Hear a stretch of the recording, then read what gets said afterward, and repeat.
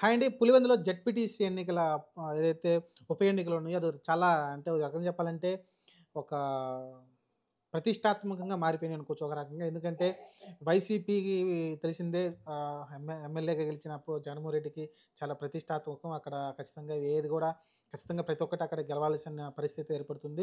ఇప్పుడు అధికారంలో టీడీపీ ఉంది గాబట్టి వాళ్ళైతే ఖచ్చితంగా అక్కడ గెలిచి పులివెందుల అడ్డగా మేము మార్చుకుంటామని అయితే చెప్పడం కోసం వాళ్ళైతే ప్రయత్నిస్తున్నారు. ఈ రెండిటి మధ్యలో అయితే ఎవరైతే అక్కడ సతీష్ రెడ్డి అని ఉన్నారో నాకు ప్రాణహాని ఉంది. నాకు ఖచ్చితంగా లోకేష్ నుంచి, బీటెక్ రవి నుంచి ప్రాణహాని ఉంది. నాకేమైనా జరిగితే వాళ్ళనైతే వాళ్ళే బాధ్యులనేది చెప్పుకొచ్చారు. అలానే సుమోటోగా తీసుకొని వాళ్ళనైతే అరెస్ట్ చేయాలనైతే ఆయనైతే మాట్లాడుతూ ఉన్నాడు ఒక రకంగా చెప్పాలంటే. చూడాలి మరి ప్రస్తుతానికైతే ఎందుకంటే రేపు ఇక్కడ టీడీపీ గనక ఓడిపోయిందనుకోండి ఆహ్, ఇది మా అడ్డ ఇక్కడికొచ్చి ఏం చేయలేవని జగన్మోహన్ రెడ్డి కావచ్చు, లేకపోతే మిగతా వాళ్ళు మాట్లాడతారు వైసీపీ వాళ్ళు. ఇక్కడ గనక టీడీపీ గెలిచిందంటే ఇంగ వైసీపీ పని అయిపోయింది.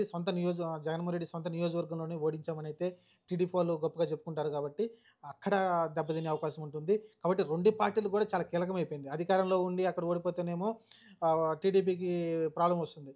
ఇక్కడ ఎమ్మెల్యేగా గెలిచి లేకుంటే చాలా స్ట్రాంగ్ హోల్డ్ ఉన్నట్టు కడప కావచ్చు, లేకుంటే పులివెందుల నియోజకవర్గం చాలా స్ట్రాంగ్‌గా ఉన్న వైసీపీ కావచ్చు, జగన్మోహన్ రెడ్డికి అక్కడ ఓడిపోతే మటుకు వాళ్ళు కొంచెం వైసీపీలో కొంచెం అపోహ లేకుంటే నీరసం వచ్చే అవకాశం ఉంటుంది కాబట్టి, దాన్ని తట్టుకునే ప్రయత్నం అయితే చేస్తారు. చూడాలి మరి రకరకాలుగా అయితే రచ్చ అయితే నడుస్తా ఉంది ఆ ఏరియాలో అయితే. మొన్న రీసెంట్‌గానే కొన్ని కొట్టుకోవడం, తన్నుకోవడం అయన్నీ చూసాం మనమైతే. ఇప్పుడైతే ఇంకా చాలా గట్టిగా అయితే ముందుకెళ్తూ ఉంది ఈ సీన్ అంతా గూడా. చూద్దాం ప్రస్తుతానికైతే ఎవరిని ఎట్లా బ్లేమ్ చేయాలనేదైతే మనం ఏది చెప్పలేము. ఎందుకంటే అధికార పక్షంలో ఉన్న టీడీపీ అయితే మాకే జెడ్పీటీసీ కావాలనేది వాళ్ళైతే గట్టిగా కోరుకుంటారు.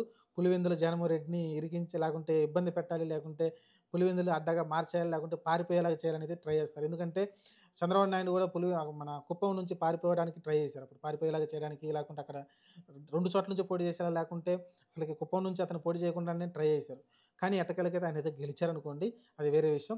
ఇలా అయితే రకరకాలుగా అయితే ప్రయత్నాలు జరుగుతుంటాయి. మరి అదే ప్రయత్నంలో ఈరోజు జగన్మోహన్ రెడ్డిని ఆయన్ని లేకుంటే లేకుంటే ఆయన్ని ఇప్పుడేదైతే కాన్ఫిడెంట్‌గా ముందుకెళ్తున్నారో, ప్రజల ఆదరణ చూసుకుంటున్నారో, దాన్ని కొంచెం నీరసించాలంటే ఖచ్చితంగా అక్కడ జెడ్పీటీసీ చాలా కీలకంగా మారింది.